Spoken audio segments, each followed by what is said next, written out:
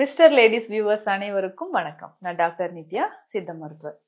நிறைய பேர் கமெண்ட்ஸ்ல கேட்டிருந்த ஒரு விஷயம், சர்க்கரை நோக்கி எந்த உணவு ஸ்பெஷலா எடுக்கலாம், வீட்லயே நம்ம சாப்பிடக்கூடிய ஹோம் ரெமெடி ஏதாவது இருக்கா, அது சொல்லுங்க. இவ்வளோ வருஷமா சுகர் இருக்கு, இந்த மெடிசன் சாப்பிட்றேன், இதனோட சேர்த்து நான் என்ன சாப்பிடலாம் அப்படின்னு கேட்டிருந்தீங்க. இப்போ இந்த சர்க்கரை நோயை பொறுத்த வரைக்கும் நம்ம எந்தெந்த கேட்டகரியில இருக்கீங்க, HbA1c லெவல் எவ்வளோ இருக்கு, இதை பொறுத்து நம்ம டயட்டை டிசைட் பண்ணிக்கலாம், எந்த மாதிரியான உணவுகள் நம்ம எடுக்கணும்ட்டு. லக்கிலி நமக்கு என்னன்னா, இந்த பார்டர் லைன் டயபெட்டிஸ் இருக்கு அப்படின்னு வச்சுக்கோங்களேன். பார்டர் லைன்ல நான் இருக்கிறேன். ஸோ இல்ல ப்ரீ டயபெட்டிக் ஸ்டேஜ்ல இருக்கிறோம், சர்க்கரை நோய் வர மாதிரி தெரியுதுங்க, பிளட் சுகர் டெஸ்ட் எடுத்து பார்க்கும்போது எனக்கு தெரிஞ்சுது அப்படின்னு. லக்கிலி இந்த டயட்டை ஃபாலோ பண்ணிட்டு நம்ம என்ன பண்ணணும்னா, நான் சொல்ற இந்த மூலிகையை மட்டும் சாப்பிட்டோம்னா செலவே இல்லாம ரொம்ப ஈஸியா ஒரு 1 to 2 மாதத்துக்குள்ள நம்மளுடைய பிளட் சுகர் லெவல் நல்லாவே குறைய ஆரம்பிச்சிடும். பொதுவாக எந்தெந்த உணவெல்லாம் சர்க்கரை நோயை, நம்ம உடல்ல இருக்கக்கூடிய ரத்தத்துல சர்க்கரை அளவை எதெல்லாம் குறைக்குது அப்படின்னு பார்த்தோம்னா ரொம்ப சிம்பிள் தான். நமக்கே தெரியும், ஃபர்ஸ்ட் சிறுதானிய உணவுகள் அப்படின்னு சொல்லலாம். அதுல கேழ்வரகு, திணை, சாமை, குதிரைவாலி இது எல்லாமே எடுத்துக்கலாம். சர்க்கரை நோய் இருக்கக்கூடியவங்க ஒரு நாளைக்கு ஒரு வேளை நிச்சயமாக இந்த சிறுதானிய உணவை சாப்பிடணும். அதுல கேழ்வரகு ரொம்ப ரொம்ப முக்கியம். என்னன்னா, இந்த கேழ்வரகு நான் இப்படி சாப்பிட்டேன் அப்படி சாப்பிட்டேன்லாம் சொல்வீங்க. ஆனா இந்த கேழ்வரகு எப்படின்னா, முளை கட்டிய கேழ்வரகு ரொம்ப ரொம்ப முக்கியம். நான் சொல்ற மாதிரி முளைக்கட்டிய கேழ்வரகை சாப்பிடும்போது காலை உணவாக தான் இதை எடுக்கணும். எப்படின்னா, நம்ம முளைக்கட்டிய கேழ்வரகு அதனோட, இப்போ கேழ்வரகு ஒரு கப்ல இருக்குன்னா 1 ஸ்பூன் அளவுக்கு வெந்தயம் முளை கட்டி எடுத்து வச்சுக்கணும், 1 ஸ்பூன் அளவுக்கு கருப்பு எள்ளு முளை கட்டி எடுத்து வச்சுக்கணும். ஸோ இந்த மாதிரி நம்ம 3யுமே முளை கட்டி நம்ம பயன்படுத்தும் போது சர்க்கரை நோயாளிகளுக்கு கால் பாத எரிச்சல் இருக்கு, கண் எரிச்சல், கண் நரம்புகள் பாதிப்பு ஏற்பட்டிருக்கு, டயபெட்டிக் ரெட்டினோபதி அப்படின்னு சொல்லுவோம்.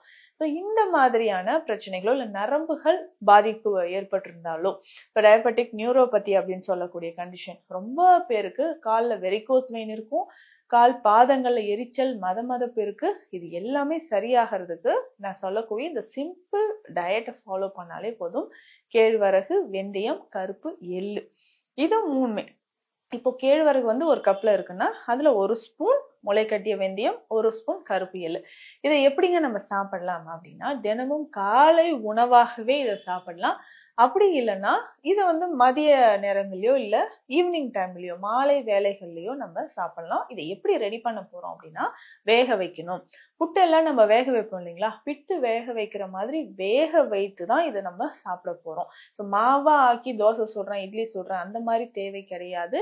மாவா எடுக்கும் போது நமக்கு அது இன்னுமே குளுக்கோஸ் லெவல் இன்க்ரீஸ் ஆகிறதுக்கும் சீக்கிரம், ஒரு சிலருக்கு இந்த இட்லி தோசை மாதிரியான உணவுகள் எடுக்கும்போது சீக்கிரம் பசி எடுத்துக்கும். பட் இந்த முழு தானியங்களை முளை கட்டி வேக வைத்து அப்படியே நம்ம சாப்பிடும்போது இதுக்கு லோ கிளைசிமிக் இண்டெக்ஸ் அப்படின்னு சொல்லுவோம், குறைவாக கொஞ்சம் நேரம் இருந்துதான் நம்ம ரத்தத்துல அது கலக்கும், பசி எடுக்கக்கூடிய தன்மையும் நமக்கு ரொம்ப ஸ்லோவா தான் நடக்குது அப்படின்னு சொல்லலாம்.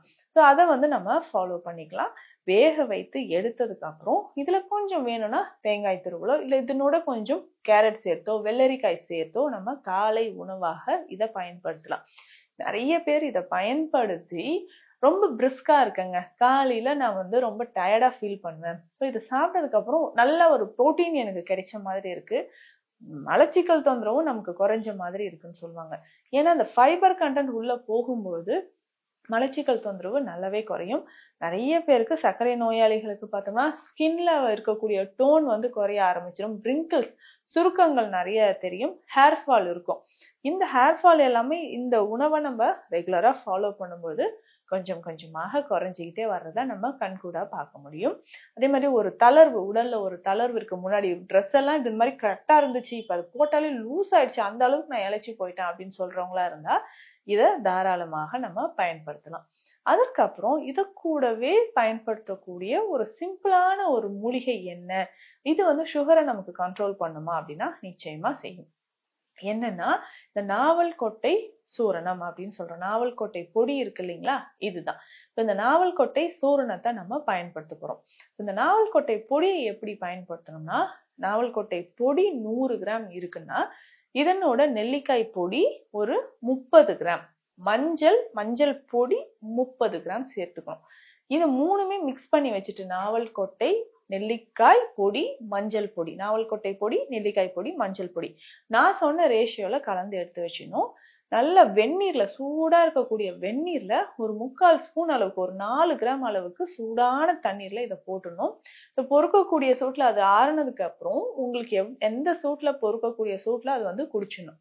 காலை இரவு 2 வேளையும் உணவுக்கு பின் நம்ம குடிக்கணும். இரவு நேரத்துல இது கண்டிப்பா குடிக்கும்போது நம்ம உடல்ல காலையிலே ஒரு சிலருக்கு பார்த்தோம்னா ஃபாஸ்டிங் பிளட் சுகர் லெவல் அதிகமா இருக்கும். அந்த ஃபாஸ்டிங் பிளட் சுகர் லெவல் நார்மலா இருக்கணும்னா இதை வந்து இரவு நேரத்துல நம்ம தூங்கும்போது இதை குடிச்சிட்டு தூங்கலாம். மலச்சிக்கல் தொந்தரவு இருக்காது. அடிக்கடி என்னன்னா நமக்கு வந்து யூரின் போற ப்ராப்ளம் இருக்கும், ஃப்ரீக்வெண்ட் யூரினேஷன் நைட் டைம்ல சுகர் பேஷண்ட்ஸ் நிறைய பேருக்கு. ஸோ அதை கண்ட்ரோல் பண்றதுக்கும் நமக்கு இந்த பொடி பயன்படுது. ஸோ இதை வந்து ரெகுலரா நம்ம ஃபாலோ பண்ணிட்டு வரலாம்.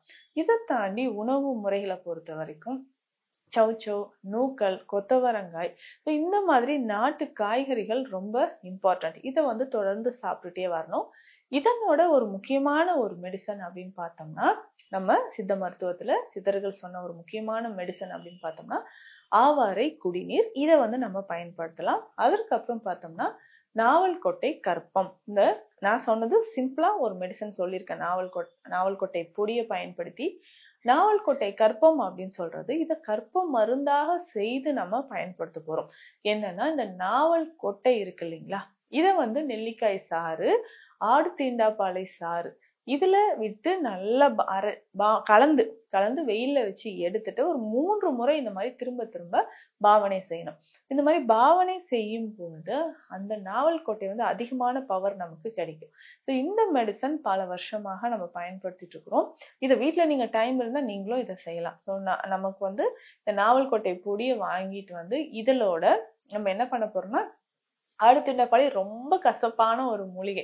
ஸோ அது வந்து சாறு எடுத்து இதனோட கலந்துடணும். ஸோ கலந்து அதே மாதிரி நெல்லிக்காய், மலை நெல்லிக்காய்னா இன்னும் சிறப்புன்னு சொல்லலாம், அந்த சாரை விட்டு கலந்து இந்த மெடிசன்ஸை நம்ம ஃபாலோ பண்ண போறோம்.